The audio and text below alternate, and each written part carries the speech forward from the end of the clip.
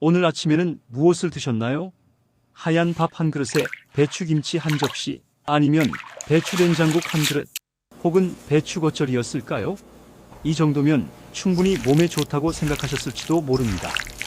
하지만 제가 지금부터 말씀드릴 이야기는 많은 사람들이 놓치고 있는 중요한 진실입니다.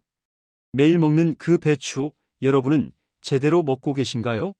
사실 배추는 먹는 방법에 따라서 약이 될 수도 있고, 그냥 스쳐 지나가는 반찬이 될 수도 있습니다. 잘못 먹는 배추는 그냥 물과 섬유질일 뿐이지만, 제대로 먹는 배추는 장을 살리고 혈관을 보호하는 천연 보약이 됩니다. 지금 이 영상을 끝까지 들으셔야 속이 더부룩하고 화장실이 불편한 문제, 몸속 염증으로 인한 피로감, 나이 들수록 걱정되는 혈관 건강, 이 세 가지를 집에서 바로 바꾸는 방법을 알게 됩니다. 특히 마지막에 배추를 보약으로 만드는 황금 조합 4가지 알려드릴게요. 이 조합만 알아도 배추가 완전히 달라집니다. 배추는 그냥 흔한 채소가 아닙니다. 과학적으로 입증된 효능이 5가지나 됩니다. 첫 번째는 장 건강과 변비 해결입니다. 배추 안에는 2가지 식이섬유가 들어있습니다. 물에 녹는 것과 안 녹는 것, 2종류 다 들어있어요. 이 섬유질이 장을 움직이게 만들고 배변 횟수와 양을 늘려줍니다. 특히 김치로 발효시키면 유산균이 생기면서 장 속 좋은 균들이 늘어나는 거죠. 이건 실제로 여러 임상 연구에서 확인된 내용입니다. 변비약에 의존하시는 분들 많으신데 배추를 꾸준히 드시면 자연스럽게 해결될 수 있습니다. 두 번째는 몸속 염증을 잡아준다는 겁니다. 배추에는 비타민 C, 베타카로틴, 폴리페놀이 들어있습니다. 이 성분들이 우리 세포를 망가뜨리는 활성산소를 제거해요. 그러니까 염증이 줄어들고 세포 손상도 막아주는 겁니다. 요즘 만성 피로 때문에 힘드신 분들 많으시잖아요. 아침에 일어나도 개운하지 않고 하루 종일 몸이 무겁고 저녁이 되면 더 피곤하고요. 염증은 눈에 보이지 않지만 우리 몸을 서서히 망가뜨립니다. 배추가 그 염증을 잡아주는 역할을 하는 거예요. 세 번째, 여기서 정말 중요한 게 나옵니다. 위 점막을 보호한다는 겁니다. 배추 안에는 글루코시놀레이트라는 성분이 있는데요. 이게 설포라판이라는 물질로 바뀝니다. 이 설포라판이 헬리코박터균을 억제하고 위 점막 세포를 보호한다는 연구 결과가 있어요. 특히 생배추나 덜 익힌 배추에서 이 효과가 더 강합니다. 속이 자주 쓰리신 분들, 위염으로 고생하시는 분들한테는 이게 정말 중요한 정보입니다. 배추는 위에 전혀 자극이 안 됩니다. 오히려 위를 보호해 주는 거예요. 네 번째는 심장과 혈관을 지킨다는 겁니다. 배추에는 칼륨이 들어있습니다. 칼륨은 몸속 나트륨을 내보내는 역할을 해요. 그래서 혈압 조절에 도움이 되고요.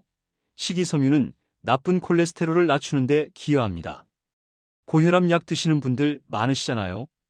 배추를 꾸준히 드시면 혈압 관리에 분명히 도움이 됩니다.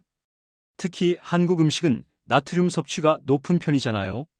그럴 때 배추를 함께 드시면 나트륨 배출이 잘 돼서 혈압 관리에 정말 좋습니다. 5번째는 면역력을 도와준다는 겁니다. 배추 속 비타민C는 백혈구가 제 기능을 하도록 돕고 감염됐을 때 면역 반응을 조절하는 데 꼭 필요합니다. 환절기만 되면 감기 달고 사시는 분들 많으시죠? 배추로 비타민C를 챙기시면 면역력이 올라가서 감기도 덜 걸리고 걸려도 빨리 낫습니다. 여기까지가 배추에 과학적으로 입증된 5가지 효능입니다. 그런데 문제가 있습니다. 배추를 어떻게 먹느냐에 따라 이 효과가 완전히 달라진다는 겁니다. 많은 분들이 배추를 오래 끓입니다. 그런데 이렇게 하면 비타민C가 거의 다 파괴됩니다. 비타민C는 열에 약해서 100도 이상에서 오래 가열하면 절반 이상이 날아가 버려요. 물에 오래 담가두는 것도 마찬가지예요. 수용성 비타민이 물에 녹아서 빠져나갑니다. 배추는 흐르는 물에 빠르게 씻고 바로 드시는 게 가장 좋아요. 그리고 김치를 너무 짜게 담그면 나트륨이 문제가 됩니다. 나트륨을 많이 먹으면 혈압이 올라가고 심장과 신장에 부담이 갑니다.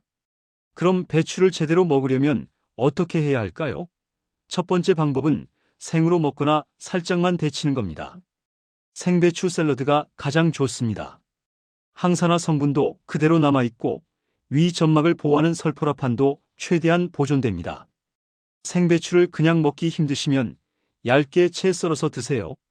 소화가 부담스러운 분들은 살짝 데쳐서 드세요. 끓는 물에 30초에서 1분 정도만 데치시면 됩니다. 물이 팔팔 끓을 때 배추를 넣고 색이 살짝 변하면 바로 건져내세요.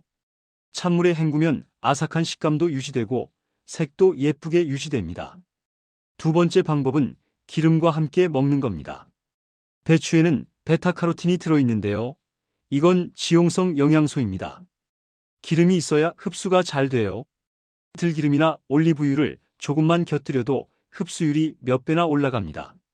실제로 한 연구에서는 샐러드에 기름을 넣었을 때 베타카로틴 흡수율이 7배까지 증가했다는 결과도 있어요. 한 숟가락 정도면 충분합니다. 세 번째 방법은 발효 음식과 함께 먹는 겁니다. 김치가 대표적이죠. 유산균과 식이섬유가 만나면 장속 좋은 균들이 더 잘 자랍니다. 된장국에 배추를 넣는 것도 좋은 조합이에요. 단, 짧게 끓이는 게 핵심입니다. 된장 풀고 배추 넣고 한 번만 끓어오르면 바로 불 끄세요. 오래 끓일수록 영양소가 파괴되고 유산균도 죽습니다. 네 번째 방법은 단백질과 함께 먹는 겁니다. 두부나 생선, 고기와 배추를 같이 먹으면 배추의 식이섬유가 단백질 소화를 편하게 만들어줍니다. 포만감도 오래가고 혈당도 안정적으로 유지돼요. 배추쌈에 고기 싸 먹는 게 그냥 맛있어서가 아니라 과학적으로도 이치에 맞는 겁니다. 영상이 도움이 되셨다면 구독과 좋아요 꼭 눌러주세요. 자, 이제 실전입니다. 배추를 진짜 보약으로 만드는 황금 조합을 알려드릴게요. 첫 번째 조합은 배추 더하기 식물성 기름입니다. 들기름, 올리브유, 참기름 모두 좋습니다. 배추 샐러드 한 접시에 올리브유 한 숟가락, 이것만으로 베타카로틴 흡수율이 몇 배나 올라갑니다.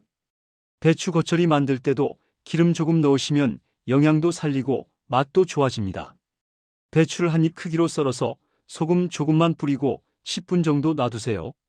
물기를 꼭 짜고 고춧가루 조금, 다진 마늘, 참기름 한 숟가락, 통깨 조금 넣고 버무리면 끝입니다. 두 번째 조합은 배추 더하기 발효 음식입니다. 김치, 된장, 청국장 모두 좋습니다.